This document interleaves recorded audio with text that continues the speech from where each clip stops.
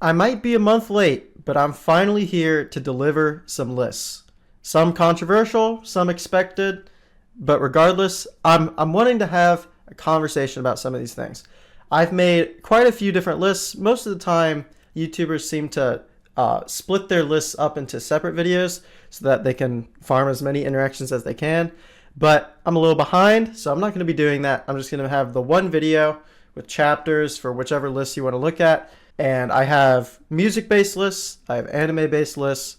So I have everything you could possibly want, okay?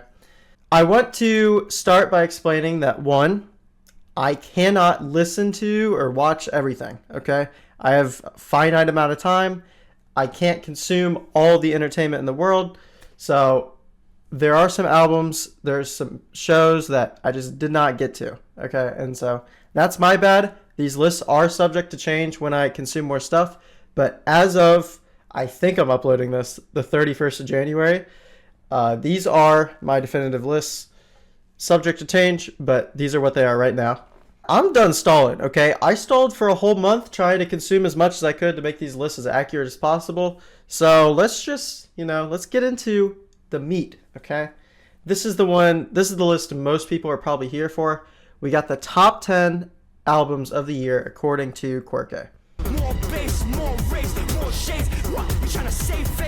At number 10, we have Slow Tie Ugly. Now, this was an album I listened to in December, and it really did surprise me. I knew that it was a hip-hop album. I knew that the artist Slow Tie was British, but I had no idea how chaotic and aggressive yet catchy a lot of the songs are. I don't want to compare them to them like immediately, but there is a level of similarity between him and Death Grips with that industrial hip hop sound that I'm just automatically drawn to as a huge Death Grips fan. However, okay, I do think the trail end of this album, last couple songs, not super crazy about those. The start, it is one of the punchiest, craziest starts to an album I heard from 2023. So if you want some chaotic industrial hip hop, Slow Tie Ugly is absolutely a project you should check out. At number 9, okay, I think a lot of people are going to be surprised by this one. I have Olivia Rodrigo Guts. Now, when I listened to Sour from Olivia Rodrigo, which I listened to last year, I believe, it was an album that I really enjoyed. There were a couple songs that I took and have listened to a bunch. Songs like Happier, Good For You, Deja Vu is probably my favorite Olivia Rodrigo song. Driver's License is really good. There were songs I took from Sour and I enjoyed, but not to the level of Guts. Guts is the far more consistent, more well-written album. That I was just surprised. I click on this album, okay, and it's just song after song is well-written, fits the theme coherently. All the songs kind of mesh together. It almost feels like there's a story. Olivia tried really hard on this, and I can tell.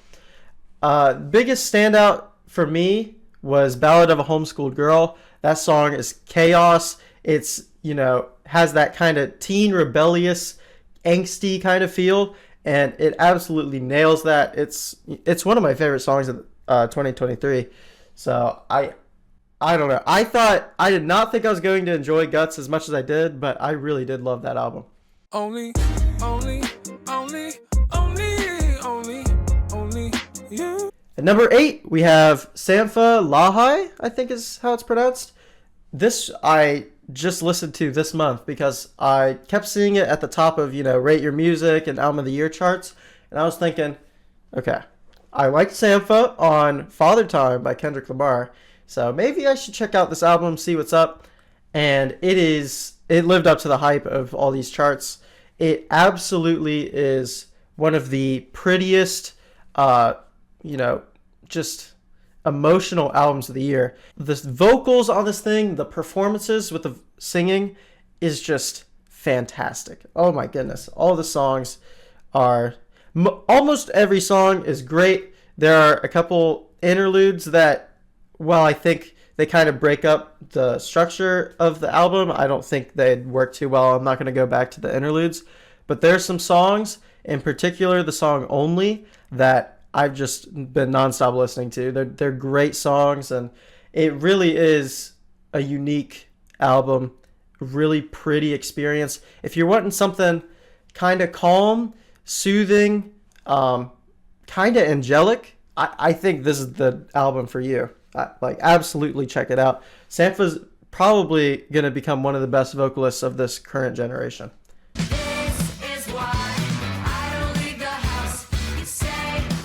At number 7, we have Paramore, This Is Why.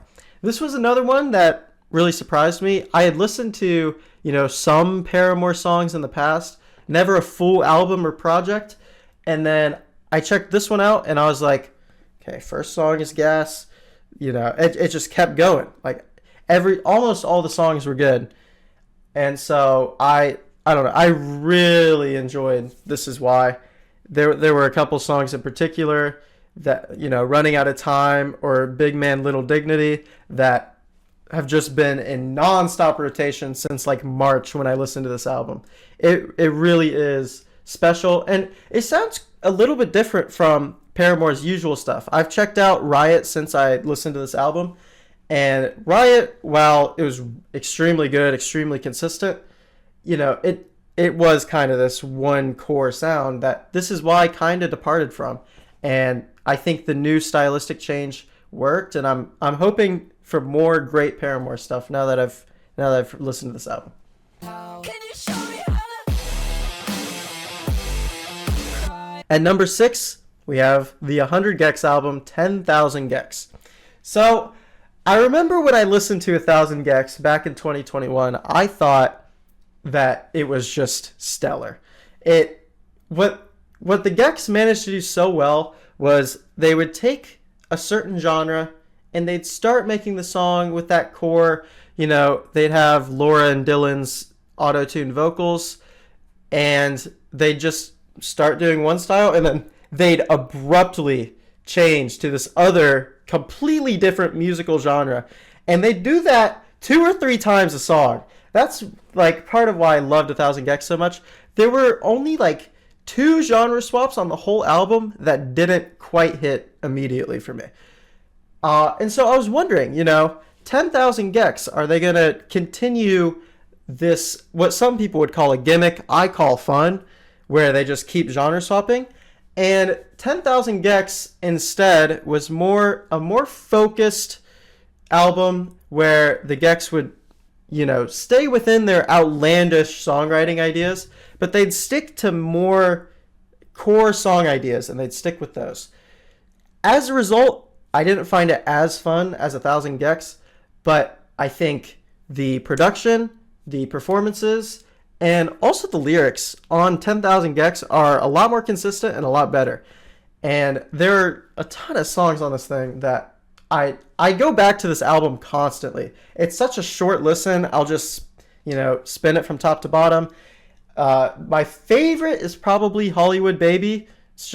It's a great song. 757 as well. If I'm looking for more of a upbeat, chaotic kind of song, I go to 757 a lot.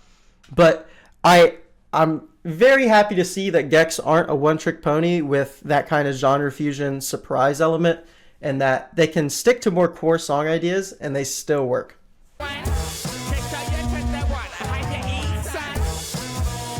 At number 5, we have Quaranta by Danny Brown. And this was one that really surprised me. I've listened to a little bit of Danny Brown. Okay, there's an album that he might be on that might be later on the albums list. I'm not going to spoil anything, okay? But Quaranta was my second main Danny Brown album. The first one was Atrocity Exhibition, which is one of the best hip-hop albums I've ever heard. It's just so chaotic, and his flow and delivery on every song is just so almost unhinged. But it's unhinged, but it's calculated. And that's what I like about Danny Brown, is just that energy you can't really get from any other rapper. So when I heard Quaranta, I listened to it in a car ride, and it was a little more toned back. There are still those crazy chaotic songs, which happen to be some of my favorites, like Dark Sword Angel or Tantor, I think it's called. those are two of my favorite songs from the album. But there are also some more laid back cuts that really show off Danny's ability with his lyricism and his flows. He has a lot more dynamic flows than I usually hear him on, and he just it almost feels like he's slipping into a pocket. He's not really trying to blow your mind, go crazy with this album. But as a result, it's not doing like too much. It's doing exactly what it needs to, and it just feels like a super concise, super chill project with a couple of crazy bangers. So Danny Brown really surprised me. It was a really good album. I did not expect it to be as good as it was, but it really was just a fun listen. At number 4, we have Sufjan Stevens' Javelin. Now this, okay, is, I mean, I knew Sufjan Stevens was good, okay? I haven't listened to Carrie and Lowell yet, but I have listened to Illinois, which is just such a beautiful album that, you know, the lyricism, he always does these whimsical kind of out there, you know, lyrics that also make you feel at home. It's almost like a Studio Ghibli movie is like the best way I could explain his lyrics, where it feels super far away, super strange, super outlandish, but it also feels close to home. And he manages to do that again on Javelin. And knowing kind of the heartbreak he had been going through while making this album, I think added some personal attachment and personal connection for me, where I honestly, as of this moment, enjoy Javelin more than Illinois. I do need to re-listen to that album, but I don't know. I think Javelin, if you're looking for something just tranquil, euphoric, something to, you know, bring you down when you're feeling a little low, Javelin is more than perfect, and I couldn't recommend it enough.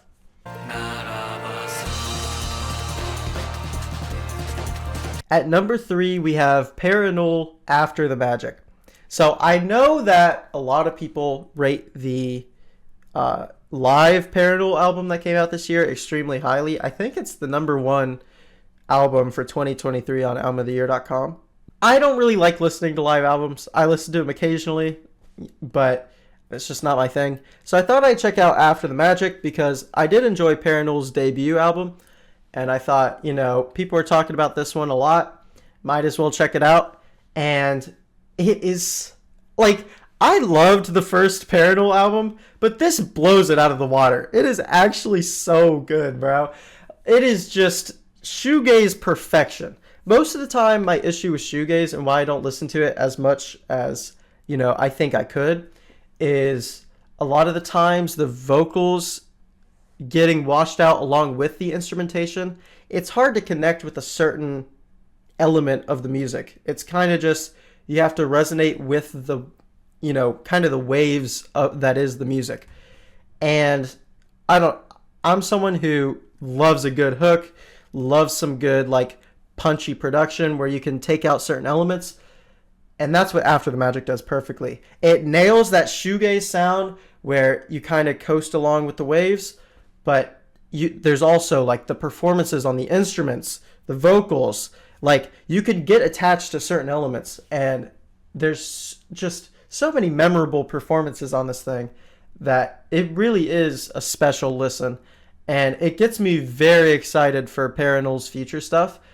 And so I highly recommend this thing. Part of me wants to check out the live album after listening to this because I'm thinking, okay, if people are claiming these songs work better live, it's very possible it's just a perfect 10 out of 10 album. But I am hesitant because I'm not crazy about live albums. But this album in particular, After the Magic, okay, the studio version, absolutely worth a listen, especially if you're into shoegaze stuff. It's an essential listen in my opinion. There's 2 spots left, and there's 2 obvious albums I have not placed yet if you're a fan of me, okay? At number 2,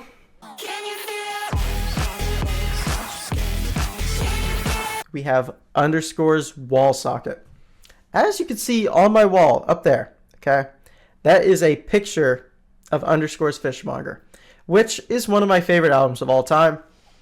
And so I was a little excited for when I heard that Underscore was making another album. I finally got Fishmonger on vinyl, actually. And I got this on vinyl as well, Wall Socket. What are my thoughts on it? Is it better than Fishmonger? Is it even close? It honestly depends on the day for me. So Wall Socket, what I think it tries to do that Fishmonger didn't do. Fishmonger was a super short and concise, just punchy songs, punchy hyperpop that also leaned into some other genres, some bedroom pop, even some like kind of emo stuff, some glitch pop. But the songs it was kind of just a collection of punchy bangers that kind of felt, had nostalgia for like when I was in school in the Midwest. That's kind of the aesthetic I got. What Wall Socket does is it says, okay, let's take very similar song ideas and fully flesh them out writing wise and try to make a coherent idea with the lyrics. Okay, so all the songs are connected to each other and all of them have kind of their own theme. And it really is some truly powerful writing. Not only is the writing powerful, there's some of Underscore's most punchy, energetic songs ever. Okay, even songs like Cops and Robbers, Uncanny Long Arms, just euphoric, Locals, euphoric fun songs. They're so fun. And then you look at, them in connection with the rest of the songs, and you have yourself a truly special project. I cannot recommend Wall Socket enough. There's days that I think it's better than Fishmonger. There's days I like Fishmonger more. It honestly just depends on what I'm looking for in that day. I'd honestly give them the same score. I'd give each like a 99 out of 100. I like absolutely worth the listen if you have not listened to it. Especially, if you're an Underscores fan, give it a try. Okay.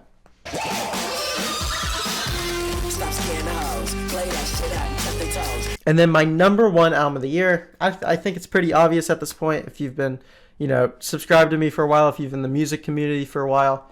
It's Scaring the Hose by JPEG Mafia and Danny Brown. This is my favorite hip-hop album ever. I'm not exaggerating. I'm not joking. It's just, this is exactly what I want. JPEG Mafia was already my favorite rapper going into this album, and that has just cemented itself further with the performances and production. I think this is some of Peggy's most consistent, upbeat production, and Danny Brown just slots in perfectly with the kind of terminally online lyrical content, the ridiculous off-the-walls, completely bonkers sample usage. Like, I don't know how JPEG Mafia came up with half the things on this album, but if you look at like sample breakdowns for this album, you're just like, how did he do this? And it just makes me more excited that there's another album from Peggy coming out this year. Okay, like both his and Danny Brown's, both their output and these like past year has been incredible. And I cannot rave about this album enough. It's some of the most energetic, fun, just, it's a blast to listen to hip-hop music ever. And so just listen to it. It doesn't matter who you are. Okay, if you can stand hip-hop, give it a listen, because I can assure you it is not like any other hip-hop album you've ever heard. That was the top 10 albums. Next, okay, let's go smaller. Let's go songs, okay? And this list for me shifted a lot, okay? So this probably won't even be the same by the time I upload the video, but I don't care, okay? I want to talk about some of these songs. I want, some conversations. So I'm fine with this list for now.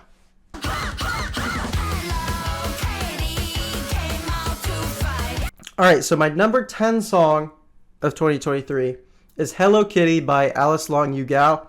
So Alice Long Yu-Gao is this primarily hyperpop musician that has moved into kind of other sounds. And on this EP in particular, Hello Kitty was the biggest standout for me. And a lot of the songs actually are produced by Underscores, so if you haven't checked out the EP, I highly recommend it. But Hello Kitty just has this aggressive, kind of gross energy to it. Like, it's making me do the stank face, just listen to this song. It has this special energy that nothing else this year has really hit for me. And, there was some month I listened to this song over and over and over again. I could not get enough of it. Write a show by myself like I'm Chelsea Handler, or write a series by my bitches like I'm Kelsey Grammer. At number 9, we have Hyena, I think is how it's pronounced, by Travis Scott. So I had a bunch of friends tell me before I listened to Utopia, they're like, oh yeah, Utopia is trash. I don't know what Travis Scott is going for. I stopped after the first half. Maybe the second half is better. And I start the album, and I'm like, are we listening to the same thing? This first song is maybe my favorite Travis Scott song I've heard. Okay, now to be fair, I haven't listened to a lot of his discography, but it's got this special energy, crazy, chaotic kind of instrumental, and it has this drive that didn't really resonate with me like on the rest of the songs, but this song in particular, I listened to this and I'm like, maybe Utopia is just going to be an insane album. Now, there ended up being a couple misses and skips for me, but this song, I don't skip. It's one of the best hip-hop songs I heard this year. Okay, I think Hyena is a great song. Not enough people talk about how good it is.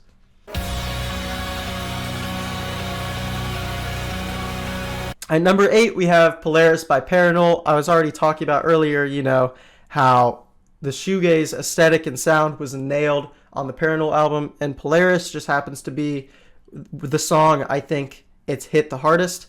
It really did resonate with me. It's a super special song that there's still elements of it when I listen to it. I'm still picking up on new things in the production because of how layered and euphoric it is.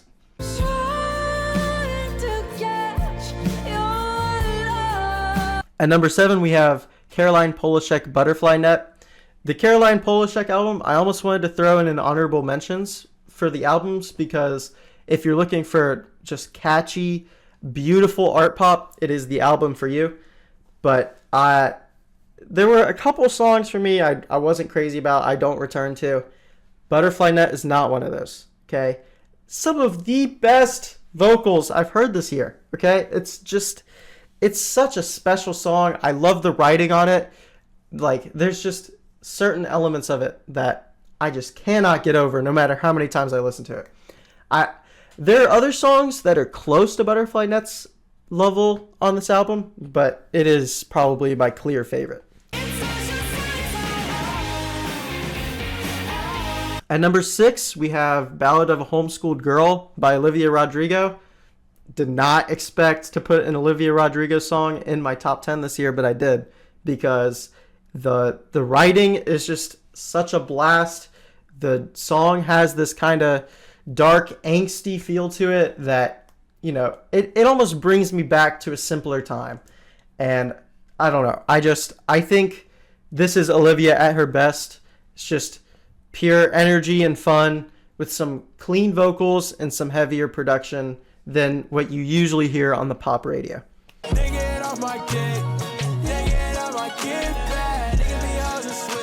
At number 5, we have Gift Bag by Red Veil. And I decided to check out this EP because Red Veil happened to be on Scaring the Hose, which was my album of the year. And so I've never listened to any other Red Veil. I decided to check out this new EP.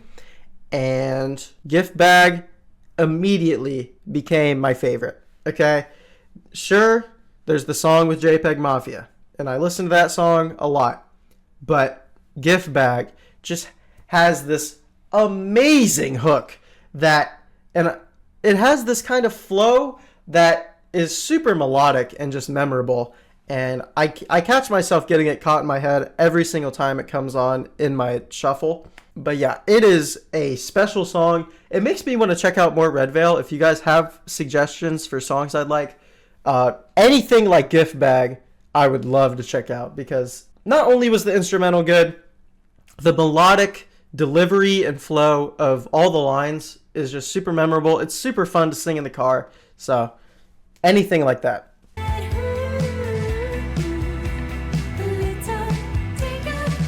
At number 4, we have Paramore's Big Man, Little Dignity.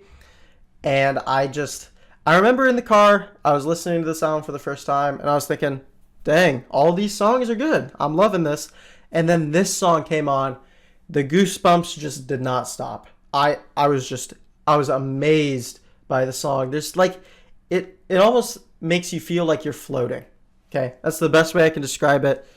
The writing is super pretty. It has this certain aesthetic and energy that I've not heard from any other Paramore song. Like I said, most of the time, it's kind of that emo, upbeat, energetic, like powerful pop songs. But this song is not that, and I love it for it.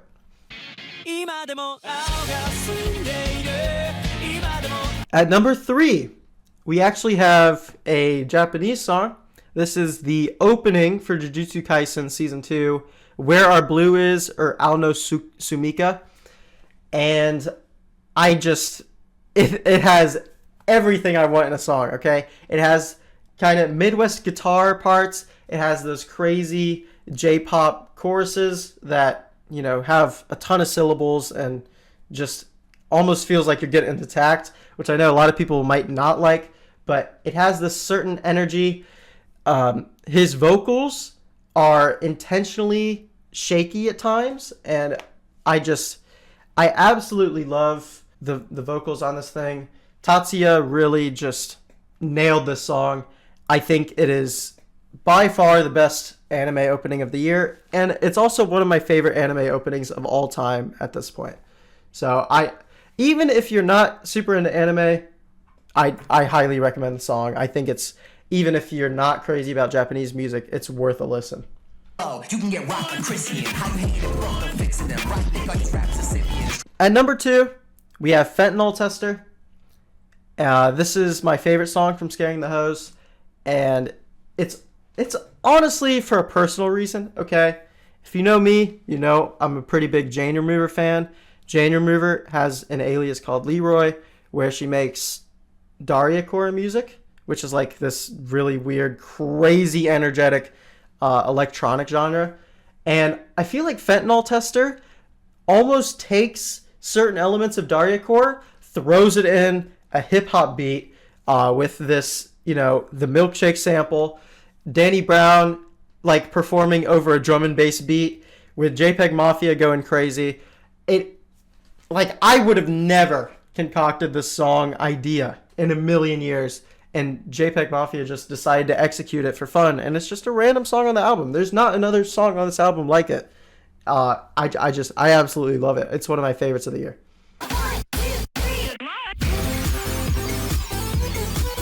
And then at number 1, we have Underscore's Old Money, and this is the best wall socket song in my opinion. While Uncanny Long Arms is a fantastic song and would have made top 10 if I wasn't limiting one song from every album, this song there's just such a special energy to it.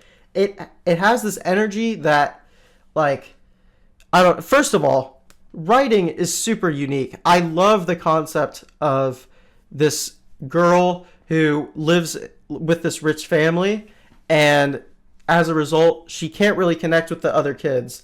And I love that concept. It has kind of nostalgic Underscores production, especially that kind of final drop. The chorus is one of the catchiest of the year. If you listen to this song, it will be stuck in your head. There's nothing you can do about it. Okay. It truly is a special song. I think it's the best of the year. And absolutely worth a listen. All right, next we have top 5 EPs of the year. Okay, Brad Taste didn't do an EPs list because he said he didn't listen to enough EPs. I listened to around 10 or 11, I think. So here are my top 5. These are all EPs I enjoyed. I recommend.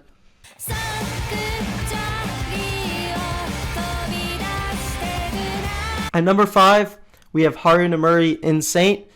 It's just classic Haru Nomuri. If you've listened to any of her stuff, You know, you have the crazy chaotic songs, you have the more electronic songs, the more rock oriented songs, and you always have Hardy and Murray with those super passionate vocals, like no matter what song it is.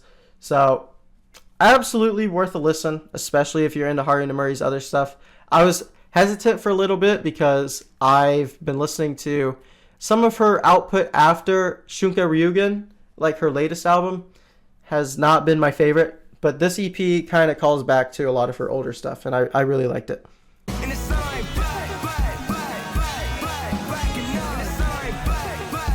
Next, we have Red Veil playing with fire. Like I said earlier, okay, I wanted to check out Red Veil because I heard him on Scaring the Hose and thought he was really, really good.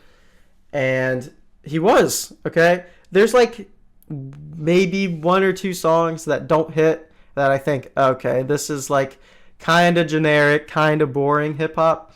But there are several songs. Like I mentioned earlier, okay, Gift Bag, but also Black Enough with JPEG Mafia. Two of the best songs of the year, in my opinion. And Red Veil's performances were just great. And so I'm thinking I might have to check out some of his older stuff, because this EP and Kingdom Hearts Key are the only things I've heard from Red Veil, and I really enjoyed this.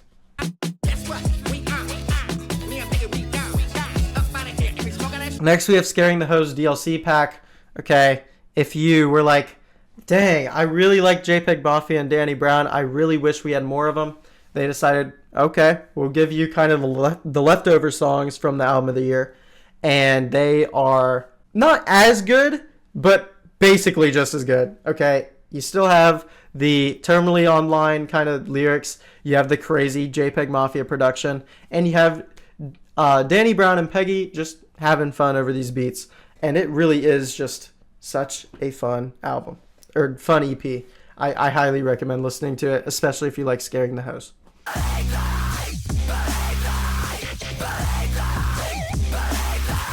At number 2, I didn't copy Fantano, okay? I want you guys to know, I listened to this EP around when it came out. We have Alice Long You Gals, Let's Hope Heteros Fail, Learn, and Retire. So, kind of a goofy EP name, but it is just so fun, okay? The producers she got like Dylan Brady, she got underscores to produce the songs, okay? Production is fire. So fun. And then Alice Long You Gal has always been a crazy, energetic, chaotic vocalist, and she really just keeps doing it. She executes it again, and it works super well. I'm glad we finally have a longer project from her, because she always just releases these singles, and it's nice to have a new song every once in a while, but like this song is just chaotic. It's not this song. I keep misspeaking. This EP is just chaotic. It's fun. It's stellar. And a bunch of the songs have stayed in my rotation throughout the entire year.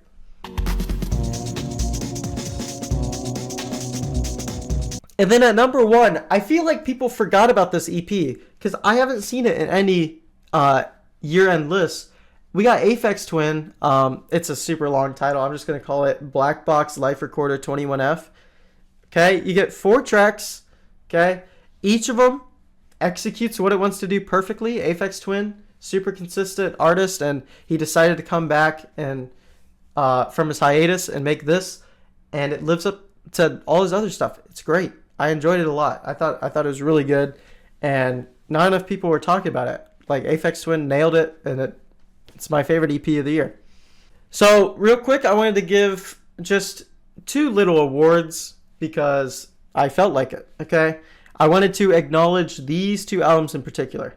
So my biggest surprise album of the year has to go to Olivia Rodrigo Guts. Because I listened to Sour, I thought it was really good. I thought it did what it wanted to do perfectly. It spiced up the pop radio a lot, where it's usually pretty boring and stale. But I didn't think it was going to be like she was going to make one of my favorite albums of the year. And then she comes in with Guts, and it's just, there's maybe 2 weaker songs than the rest of the track list. The rest of it is just awesome. it really did surprise me that Olivia Rodrigo had that artistic input despite being such a massive, massive artist. And, I can't talk super positively all the time, okay? Sometimes I'm going to listen to something that I do not like. And my biggest disappointment of the year has to go to Origami Angel's mixtape, The Brightest Days. Thank you, New Jersey. Run my self-esteem into the ground. Origami Angel was on what I would consider almost a perfect 3-album run. Okay? We had Summer City, which I think is Midwest emo perfection. Okay? I don't think you can get any better Midwest emo than that. It was a 30-minute album, packed a punch. Every song was memorable. Every hook was catchy. The performances from both Pat Doherty and Ryland Hege were just amazing. And it's one of my favorite albums of all time. And then Gami Gang, I listened to Gami Gang. It's almost as good. Especially that second half kind of just transitions between each of the songs, and it's just super punchy. If you liked Summer City and wanted something a little bit longer, you got it with Gami Gang. And so I was hoping that this third album would nail the 3-album run. I could point to Origami Angel, be like, this is one of the best bands of all time. Look at this run, okay? Unfortunately, The Brightest Days was not that, okay?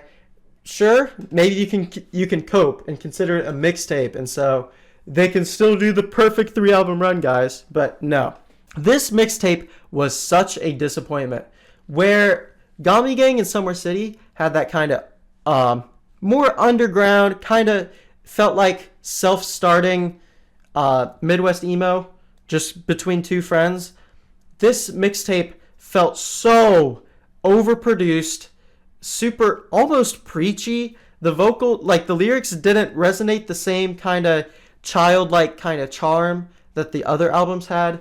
This mixtape was not very special to me, which is such a disappointment because I absolutely love Origami Angel. They're one of my favorite bands ever.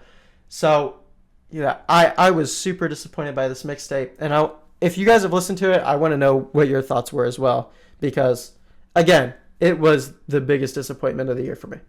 All right, it's time for the second portion of the video, which is the anime section that I know most of you will probably skip. If you stick around for it, I greatly appreciate it, okay? Because eventually I do want to keep moving into making anime content alongside the music content. So, just like with the music, we're going to start with, the big dogs, okay? The top 10 anime of the year. I didn't include films in this section, okay? The only film I'd really want to shout out for the year is Suzume. And even then, okay, Makoto Shinkai, while he's a great director, nothing's going to live up to Your Name for me. Suzume was a blast to watch. It was really good, but I don't remember a lot of it. It wasn't a super memorable movie. So I just want to shout that out real quick. Okay, there's no movies on this list. Starting at number 10, I have Spy Family Season 2. Okay, my story with Spy Family is I watched Season 1. I thought it was super cute. It was funny. It had fun action. It was just a blast to watch. Okay, I absolutely love Season 1. Part 2 of Season 1 comes out, and I think it is horrible. Most of the time I hear people talking about Spy Family, they say, Spy Family is just cute, fun, comedy, super consistent. Like, you know what you're going to get out of Spy Family.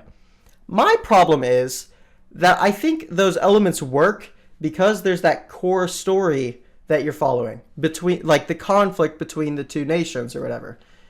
And also the conflict between, Anya, Yor, and Lloyd, like, figuring out each other's identities. The problem is that in part 2, they departed from all of that to make slice of life little episodic jokes that don't land. Okay? So the first 3 episodes of part 2 were a blast. Like, it stuck with that original formula that I enjoyed about Season 1. And then they departed from that to be like, oh, well, what if they played tennis and they were really good at tennis?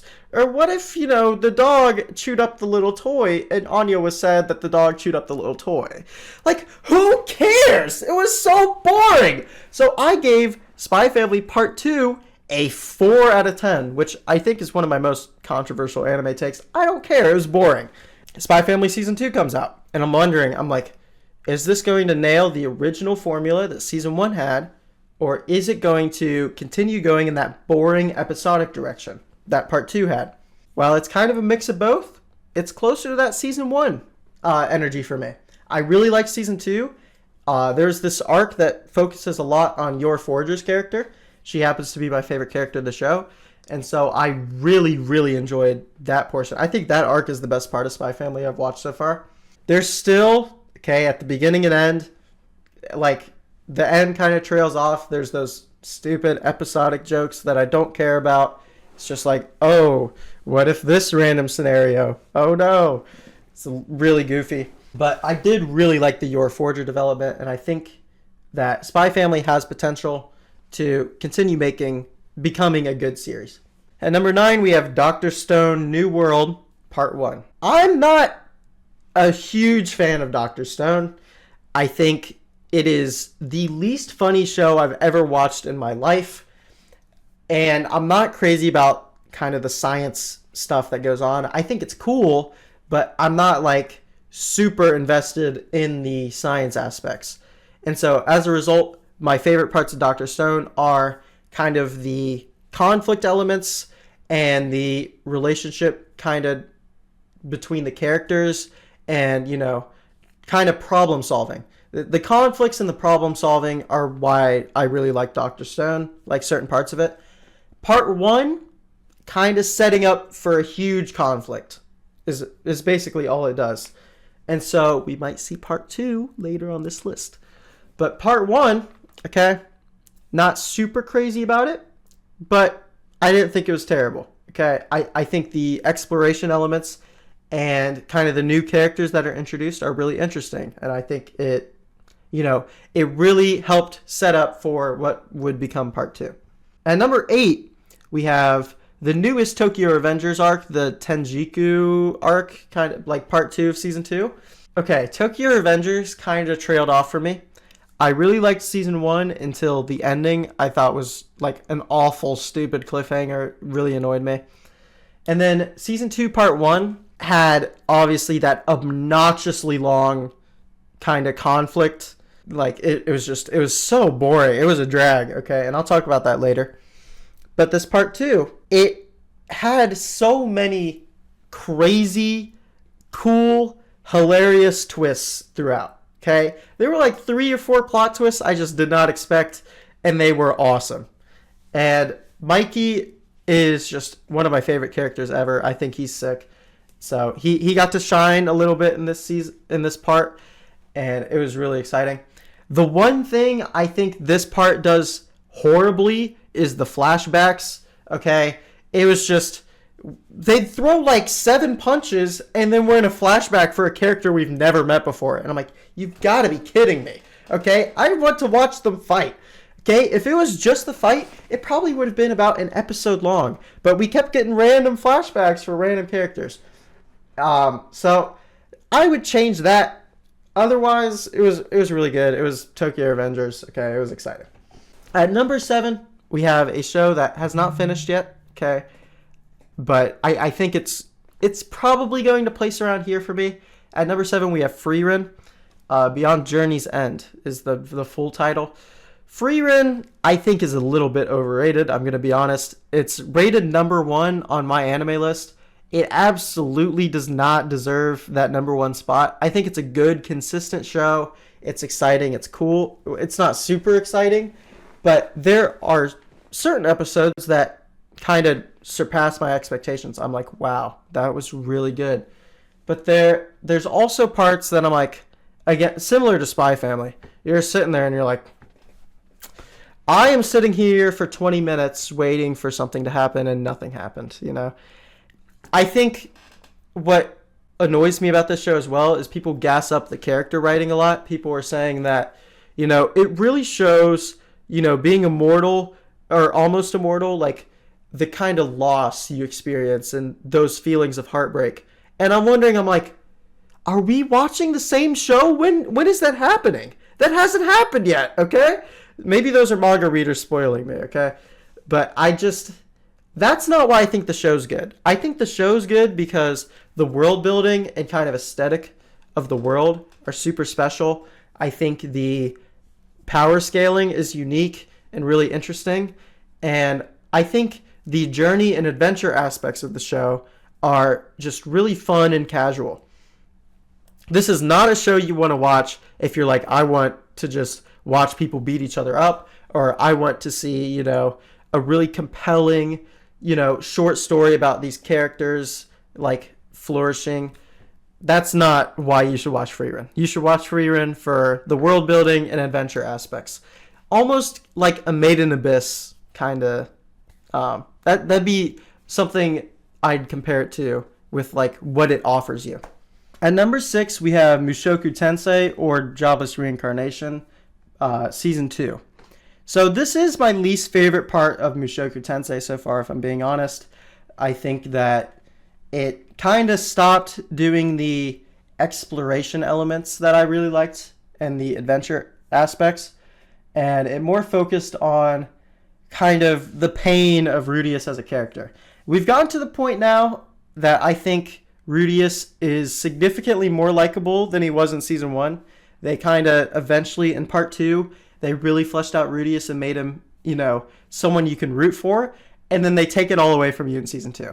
And I think that aspect is really interesting. I'm not crazy about him spending an entire one-core show trying to figure out how to solve erectile dysfunction. Okay, that's not why I watch anime most of the time. Okay, I wasn't crazy about that.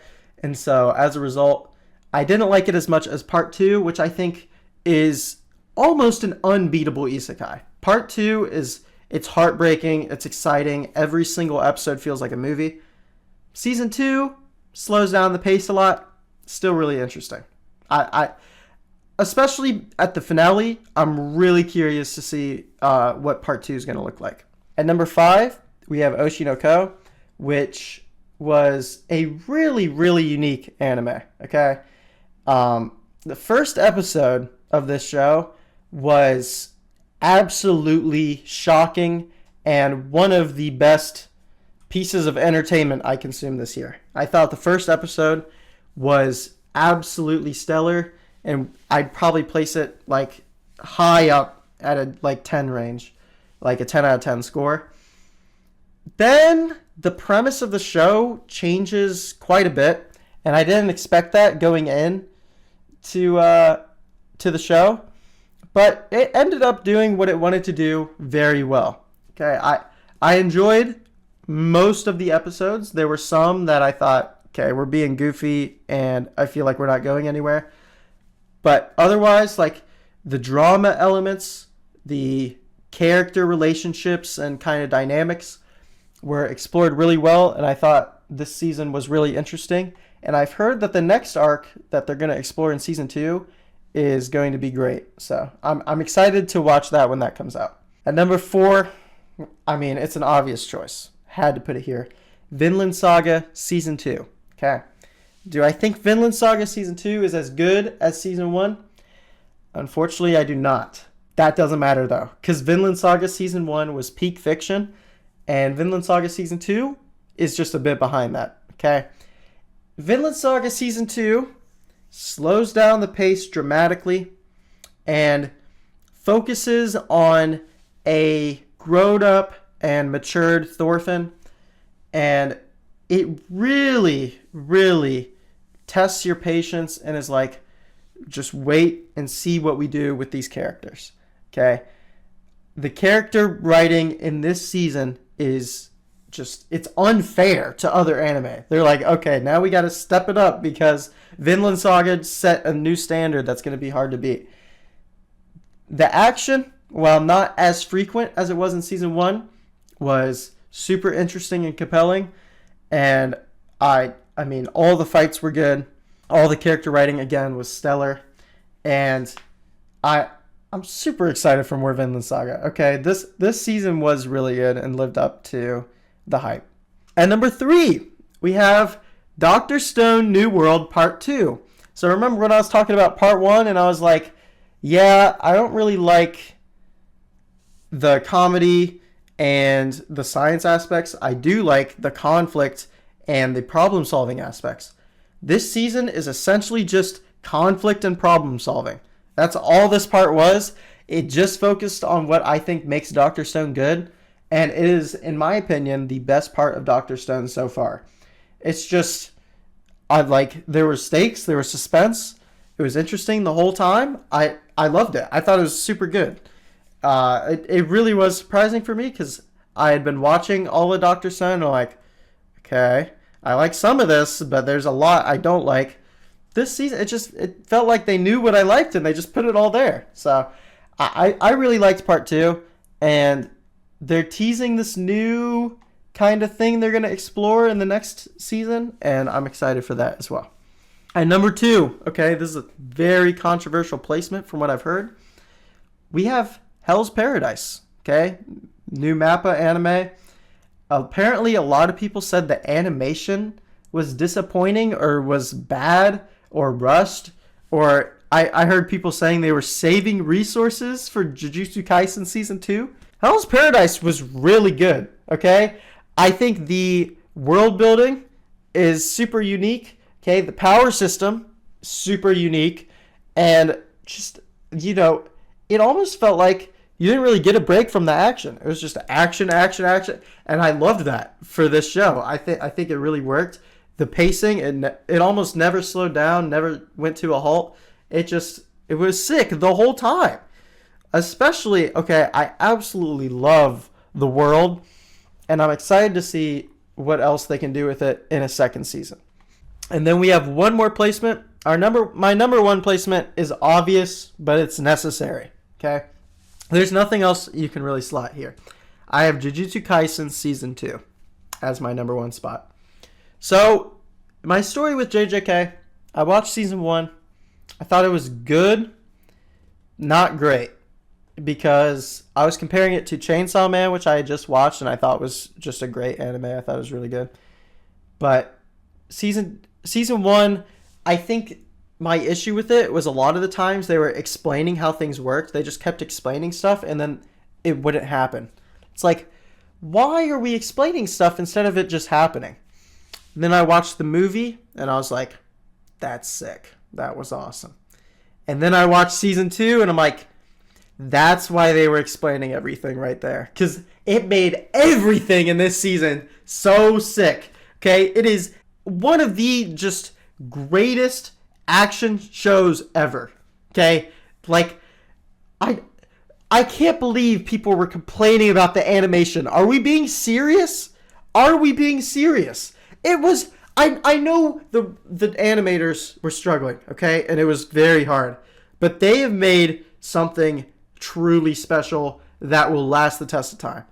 Or, yeah. Like, it has everything you could want.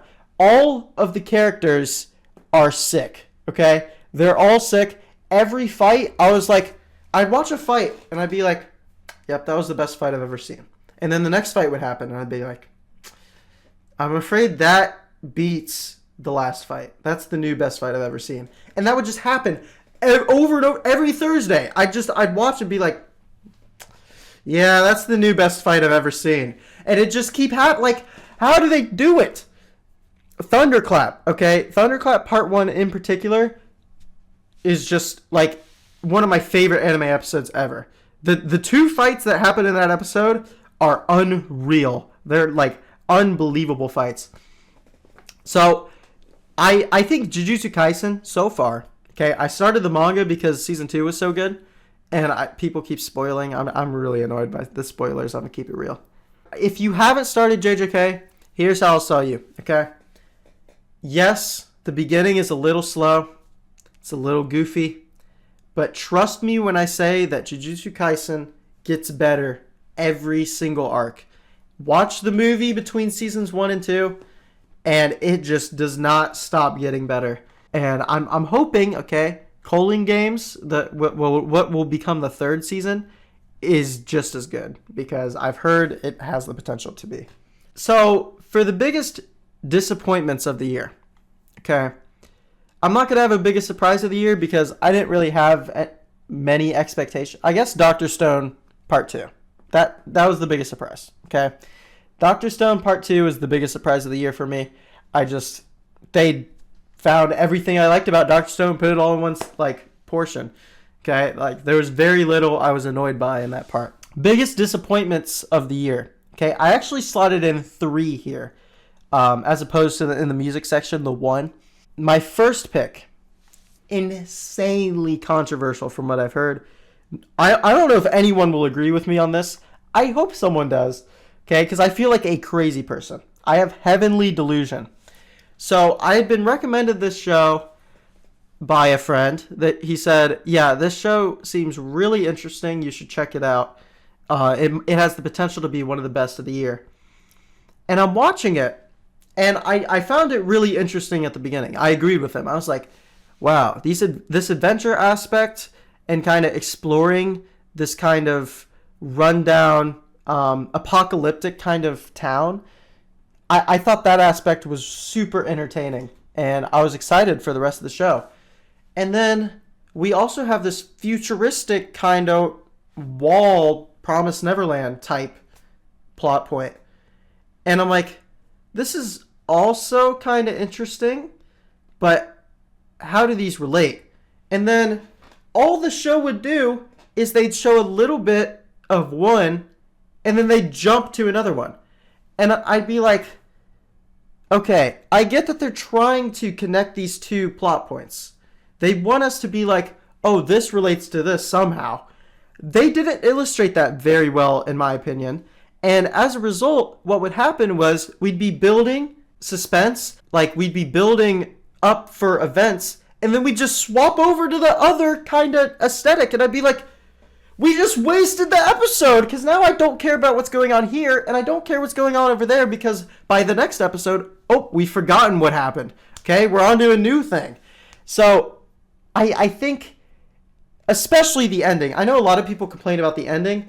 I thought the ending was terrible too, but I don't think that was the problem with the show, what kept it from a higher score for me. My issue was the pacing and how they decided to illustrate certain plot points. It felt so disconnected.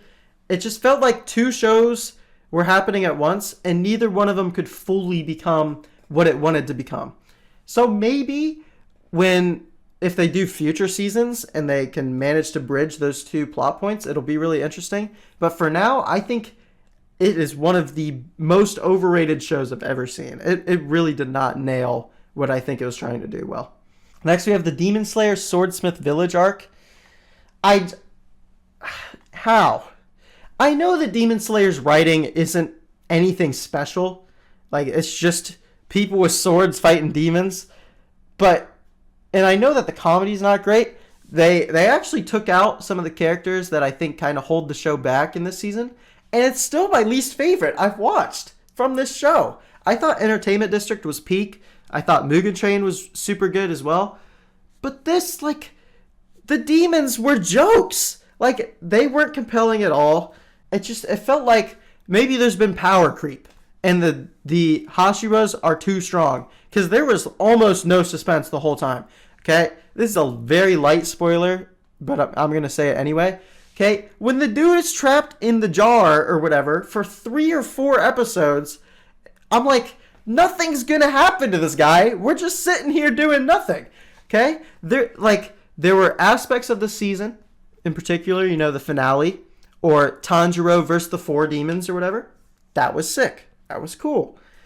They don't do that very often. Instead, it's super powerful Hashiras being like, how do we take down this demon?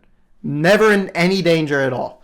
So I don't know. I think this season kind of flopped, and it's the worst season of Demon Slayer so far. And then I mentioned it earlier. My third disappointment of the year is Tokyo Revengers Christmas Showdown. I thought again, light spoilers, the church segment, the church fight, lasting as long as it did. What was it? 6 episodes or something? They're just standing around in the church being like, you have to fight him. No, you have to fight him. And they're just standing there. I'm like, this does not live up to the fight that we had, I think it was the Halloween showdown or whatever in season 1. it was not the same. It was so boring. It was a slog. I thought the aspects before and after that middle Christmas showdown section were solid. But bro, I forgot about the Hina thing. Okay? The Hina developments in that season as well. Like, they start committing to this one thing. They're like, oh yeah, Hina has to do this. And then it just changes. And it's like, oh, sick. Okay, we're done with that. We did that for half an episode.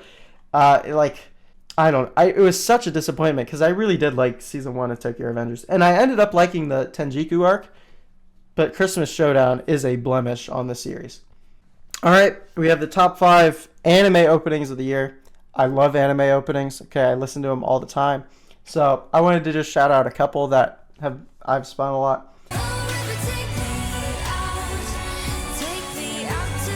At number 5, we have Vinland Saga's first opening. We have River by Anonymous, however you pronounce that.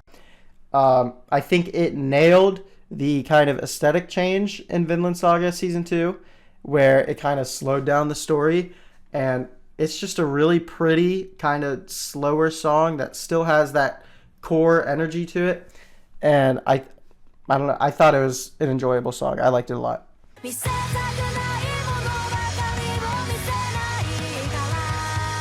At number 4, we have Bish with Innocent Arrogance, which is the Heavenly Delusion opening. While I did not like the show very much, and I was not crazy about the show, the opening bangs, and I will admit that, okay? There's this just sporadic kind of driving energy to it that really works for the song, and I think the opening sequence as well is really interesting. It's one of my favorite openings of the year.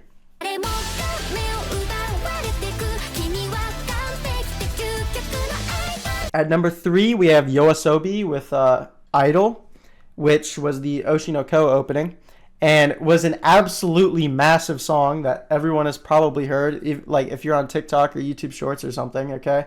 It was an absolutely ginormous song, and for good reason. Other than, there is that, like, trap part that starts the song that I think is really weak and really takes away from the song, honestly. The rest, hook is catchy. The vocals from Yoasobi are really good. I thought it was a really good song other than that, like, certain trap part. It's one of the most memorable of the year.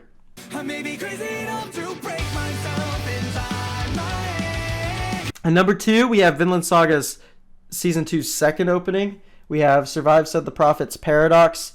There was a period of time in this year that I listened to that song non-stop. Like, I absolutely love the writing and how it relates to Vinland Saga's story and Thorfinn's character.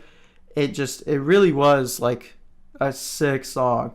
I don't think it's as good as Mukanjo, like the first opening, but I do think it's one of my favorite openings I've heard, and it has this certain energy to it that it is kind of lacking in a lot of modern anime openings. I thought it worked really well for this song.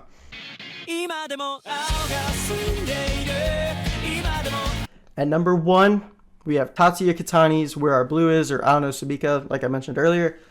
I think that, again, the Midwest emo guitars that are thrown throughout it, the super, super catchy hook and chorus, and the passionate and memorable vocal performances from Tatsuya are just like the best of the year. And I think that I put this in my top 5 anime openings of all time.